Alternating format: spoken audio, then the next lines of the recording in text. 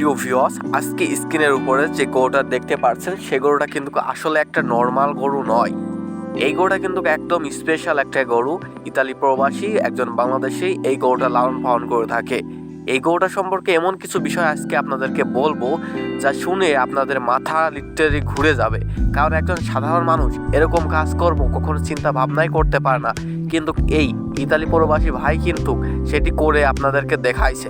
এই যে বিশাল আকৃতির গরুটা দেখতেছেন, এটা কিন্তু ইতালি প্রবাসী ভাই গোটা 4 বছর ধরে লালন পালন করে এই গরুটা কিন্তু তৈরি করছে।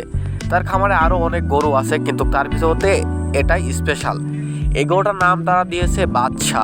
বাদশা নামে কিন্তু সেই গরুটা পরিচিত।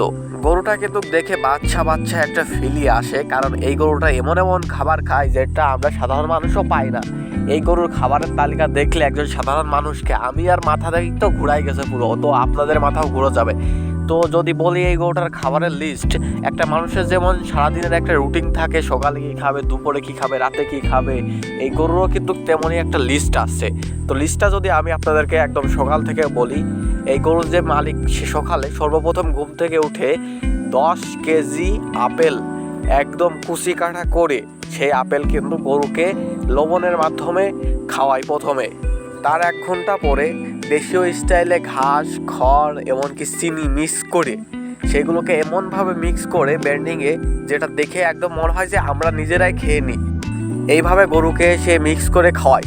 খাওয়ানোর পরে কিছুক্ষণ গরু বিশ্রাম নেয়। বিশ্রাম নেওয়ার পরে গরুকে গাও ধোয়ায়। গাও ধোয়ানোর পরে লাস্ট যখন দুপুরে খাবার দেওয়া হয়, দুপুরে খাবারটা কিন্তু স্পেশাল।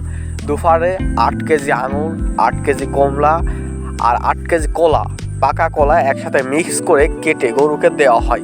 তাহলে ভাবেন, শুধু সকাল থেকে দুপুরের খাবারই যদি এত টাকার হয়ে থাকে, তাহলে রাত আস্তে আস্তে এই গরু কতটা টাকা খেয়ে ফেলায়, যে একজন সাধারণ মানুষের 10টা ফ্যামিলি চলে যাবে এই টাকায়।